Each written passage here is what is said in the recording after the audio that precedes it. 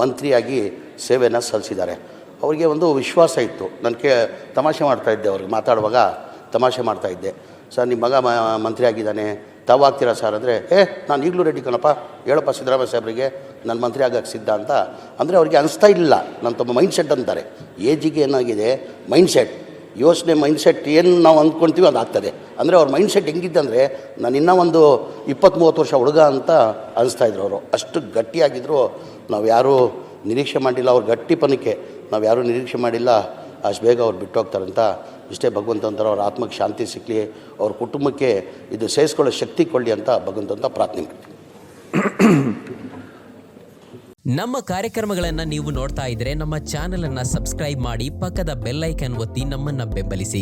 ಹಾಗೆ ನಮ್ಮ ಕಾರ್ಯಕ್ರಮಗಳನ್ನ ಲೈಕ್ ಮಾಡಿ, ಕಮೆಂಟ್ ಮಾಡಿ, ಅದನ್ನ ಬೇರೆಯವರಿಗೂ ವಾಟ್ಸ್ಆಪ್ ಮೂಲಕ ಶೇರ್ ಮಾಡಿ. ನೀವು ಹೀಗೆ ಮಾಡಿದಾಗ ನಮ್ಮ ಚಾನೆಲ್ ಇನ್ನಷ್ಟು ಮತ್ತಷ್ಟು ಜನರಿಗೆ ತಲುಪಲು ನೀವು ನಮ್ಮೊಂದಿಗೆ ಸಹಕರಿಸಿದ ಹಾಗಾಗುತ್ತೆ. ಇದು ನೀವು ಯಾವುದೇ ಖರ್ಚಿಲ್ಲದೆ ಕೆಲವೇ ಸೆಕೆಂಡುಗಳಲ್ಲಿ ನೀಡಬಹುದಾದ ಸಹಕಾರ. ಧನ್ಯವಾದಗಳು.